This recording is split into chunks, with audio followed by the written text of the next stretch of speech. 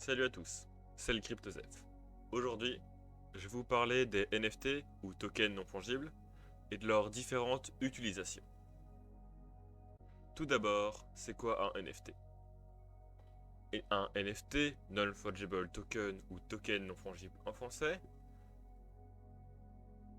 D'abord, fongible ça veut dire quoi?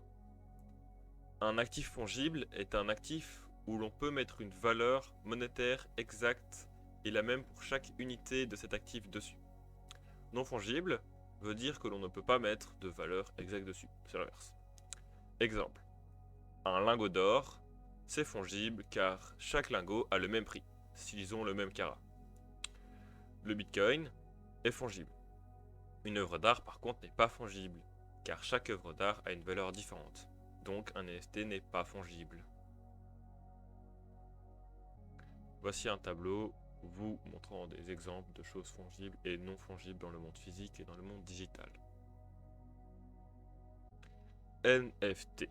Donc non, on a compris. Fongible, on a compris, mais token, ça veut dire quoi token? Un token, ça veut dire que ça appartient à la blockchain. C'est juste simple. Tout ce qui appartient à la blockchain, c'est un token. Chaque crypto-monnaie est un token. Donc, un NFT est un type d'actif numérique unique qui utilise la technologie de la blockchain pour certifier la propriété et l'authenticité d'un élément spécifique. Contrairement aux crypto-monnaies traditionnelles comme le Bitcoin qui sont fongibles et interchangeables, les NFT sont uniques. Les NFT sont créés en utilisant des protocoles de blockchain spécifiques qui permettent de créer des jetons uniques représentant des actifs numériques. Ces actifs peuvent être divers, tels que des œuvres d'art numériques, des vidéos, des enregistrements audio, des jeux, des terrains virtuels, des cartes de collection, des objets de jeu ou bien d'autres. Mais comment cela fonctionne? Le fonctionnement des NFT repose sur la technologie de la blockchain, qui est un registre décentralisé et transparent qui enregistre toutes les transactions de propriété NFT. Chaque NFT est associé à un contrat intelligent qui définit ses propriétés, telles que le propriétaire, le contenu de l'actif numérique, le droit d'auteur et d'autres informations pertinentes. Une fois un NFT créé, il peut être acheté, vendu et échangé sur des plateformes spécialisées appelées marchés NFT. Les transactions sont enregistrées sur la blockchain, ce qui garantit la traçabilité et la transparence des propriétaires des NFT.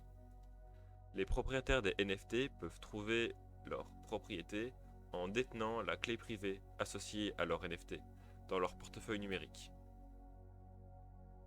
Il est important de noter que bien que les NFT offrent la possibilité de certifier la propriété et l'authenticité des actifs numériques, ils ne garantissent pas nécessairement la valeur et la rentabilité de ces actifs.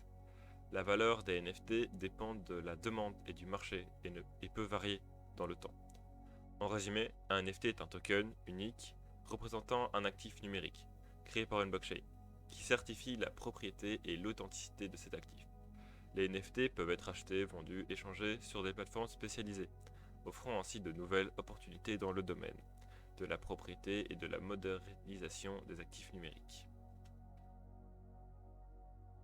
Il existe 5 principaux types d'NFT. Il en existe d'autres, mais je ne vais pas les citer parce qu'ils sont mineurs et que le but de ma vidéo est de faire des vidéos courtes. Le premier type d'NFT que nous allons aborder est l'art numérique. Les NFT d'art permettent aux artistes de vendre leurs créations en tant qu'art numérique, unique et avec des preuves de propriété et d'authenticité. Le deuxième type de NFT que nous allons explorer concerne les jeux vidéo et les métaverses.